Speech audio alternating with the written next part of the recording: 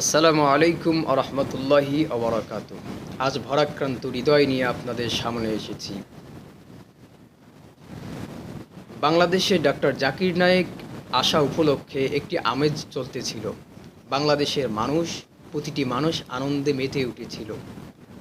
কিন্তু বাংলাদেশের অন্তর্বর্তীকালীন সরকার তার ব্যর্থতার পরিচয় দিয়েছে। তিনি জানিয়েছেন যে ডক্টর জাকির নায়েকের নিরাপত্তা দিতে তারা পারবেন না। একটি অভ্যুত্থানের পর, একটি বিপ্লব হওয়ার পর একটা সরকারকে অবশ্যই বিপ্লবী হতে হয়। কিন্তু আমরা আমাদের দেশে অন্তর্বর্তীকালীন সরকারকে আমরা সেই বিপ্লবী খাতায় দেখতে পারিনি। প্রশাসন হয়ে গেছে অত্যন্ত দুর্বলের মতো। তারা বাংলা সিনেমার সবার শেষে যেরকম এসে বলে ইউ আর আন্ডার অ্যারেস্ট, সেরকম তাদের কারবার। ক্রাইম হয়ে যাচ্ছে, অন্যায় হয়ে যাচ্ছে, কিন্তু প্রশাসন আসতেছে না, এরকম অবস্থা হচ্ছে। প্রিয় দেশবাসী, আমার মনে একটি প্রশ্ন, এদেশের প্রশাসন এবং এদেশের সরকার তারা কি আসলেই স্বাধীন নাকি পরাধীন? তারা নিজের দেশের কাজ করবে, তারপরেও পাশের দেশকে জানিয়ে তাদেরকে খুশি করে কাজ করতে হয়। এটা আমরা খুবই দুঃখজনক ব্যাপার, যেটা বাংলাদেশের মানুষ মোটেই পছন্দ করেন না। মূলত তাকে আসতে দেয়া হয়নি। ডাক্তার জাকির নায়েক আসলে তাদের, আমাদের গ্রাম্য ভাষায় যেটাকে বলে ভাতার এবং আব্বা, দুটি অসন্তুষ্ট হবে। ভাতার অসন্তুষ্ট হবে বলে তাকে আসতে দেয়া হয়নি। তাই তাকে আসতে দেয়া হয়নি।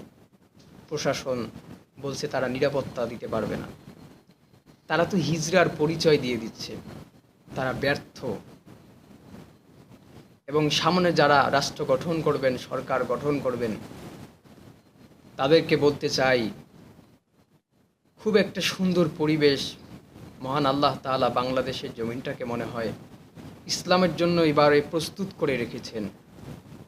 এবারে ইসলামী সরকার গঠন হবে বলে আশা করা যায়।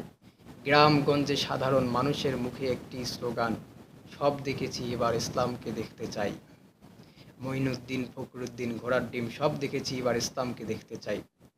তাই যারা সরকার গঠন করবেন, কোনো দেশকে খুশি করে নয়, বাংলাদেশকে ভালোবেসে বাংলাদেশের জন্য কাজ করে এবং নিজে হিম্মত নিয়ে থাকার চেষ্টা করে যারা আসতে পারবেন, ক্ষমতা গঠন করতে পারবেন, ক্ষমতায় টিকে থাকতে পারবেন, তাদেরকেই জনগণ রেখে দেবে।